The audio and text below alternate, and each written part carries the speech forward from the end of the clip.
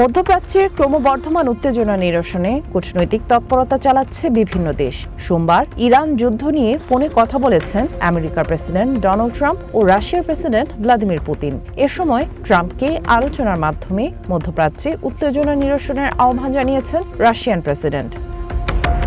ফোনালাপে খুবই ভালো আলোচনা হয়েছে বলে পরে এক সংবাদ সম্মেলনে জানান ট্রাম্প। তিনি বলেন, প্রেসিডেন্ট পুতিন এই সংকট নিরসনে অত্যন্ত গঠনমূলক ভূমিকা রাখতে আগ্রহী। ক্রেমলিনের পররাষ্ট্রনীতি বিষয়ক উপদেষ্টা ইউরি উশাকভ জানিয়েছেন, উপসাগরীয় অঞ্চলের নেতারা এবং ইরানের প্রেসিডেন্ট মাসুদ পেজেশকিয়ানের সঙ্গে আলোচনার পর পুতিন এই সংঘাত দ্রুত রাজনৈতিক ও কূটনৈতিক উপায়ে সমাধানে কিছু প্রস্তাব তুলে ধরেছেন। অন্যদিকে ট্রাম্প পরিস্থিতি সম্পর্কে তার নিজস্ব মূল্যায়ন পুতিনের কাছে তুলে ধরেন। ভবিষ্যৎ হোক নিরাপদ, বিনিয়োগ হোক বিশ্বস্ত, আর আমার পছন্দ সল্ট বে।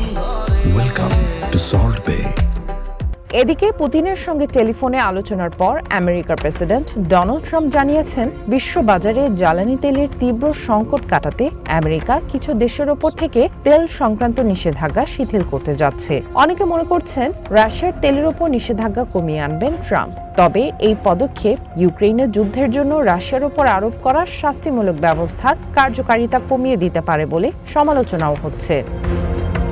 অন্যদিকে উত্তেজনা নিরসনে কূটনৈতিক সমাধানের আহ্বান জানিয়েছেন মধ্যপ্রাচ্যের নেতারা। ইউরোপিয়ান ইউনিয়নের ডাকে সোমবার এক জরুরি ভিডিও কনফারেন্সে তারা এই আহ্বান জানান। বৈঠকে গালফ কোঅপারেশন কাউন্সিলভুক্ত দেশগুলো ছাড়াও জর্ডান, লেবানন, সিরিয়া, তুর্কি, ইরাক, আর্মেনিয়া এবং আজারবাইজানের শীর্ষ নেতারা অংশ নেন। ভিডিও কনফারেন্সের পর ইউরোপিয়ান কমিশনের president Ursula von der Leyen এবং ইউরোপিয়ান কাউন্সিলের প্রেসিডেন্ট অ্যান্টোনিও কস্তা এক যৌথ বিবৃতিতে বলেন, উত্তেজনা কমিয়ে পরিস্থিতি শান্ত করতে এবং আলোচনার টেবিলে ফেরার পরিবেশ তৈরিতে সব ধরনের সহায়তা করতে তারা প্রস্তুত।